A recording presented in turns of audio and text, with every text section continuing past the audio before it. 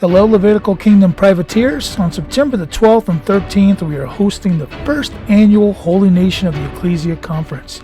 The theme is Threshold Covenant, with great worship brought to us by the Woodcock Singers, a great MC known as Plain Flyer 21, speakers like Dr. Mike Spalding, Jim Odell, Randy Conway, C2K Rick, and our keynote speaker, the world-renowned Vicki Joy Anderson.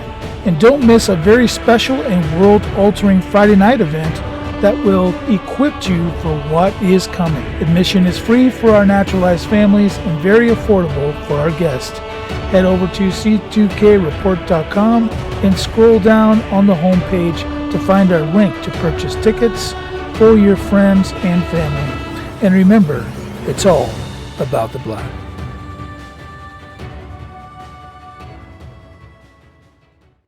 Hello, all you privateers out there. Welcome to the Privateers Volley. And today, no incoming volley. You just got to hear this. And this is amazing. So, in addition to what the text of the New Testament teaches about the end of the Old Covenant and the beginning of the New, there's a fascinating confirmation of this from outside the Bible. And the reason this is so astonishing is because it was written by essentially hostile witnesses, not Christians.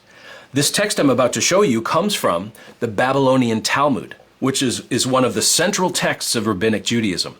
And it was written more than 400 years after Jesus by Jewish rabbis who didn't believe in Jesus and who rejected the Christian beliefs about God's new covenant.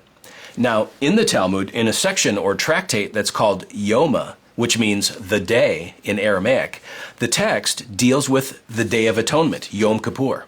This was the high holy day of the Jewish calendar in which the sins of Israel were atoned for through animal sacrifices. And in this passage, we find an account that, without intending to, supports the New Testament teaching that the Old Covenant had become obsolete.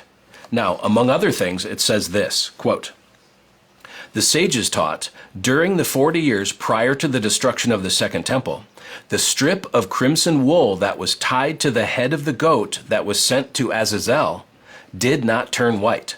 So what's going on here? It's incredible. So first of all, the timeline. The Second Temple was destroyed when? In the year 70 CE. And what historical event happened 40 years prior to that? The crucifixion and resurrection of Jesus.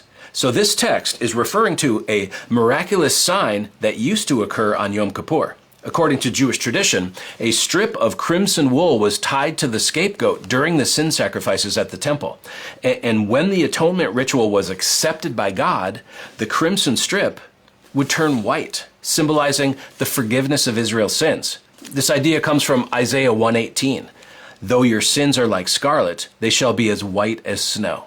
Now, this passage in the Talmud records that during the last 40 years before the destruction of the Second Temple, in other words, beginning at the death and resurrection of Jesus, that miracle stopped happening. The strip of wool no longer turned white, which was understood by the rabbis as a sign that God was no longer accepting the atonement. Remarkable. This Jewish text unintentionally confirms that God had accepted Christ's once and for all sacrifice on the cross, and the annual atonement sacrifices at the temple were no longer being accepted. They were no longer effective. They were the shadows, but Jesus is the reality. And Hebrews 10:18 says that because of the perfect sacrifice of Christ, there is no longer any offering for sin.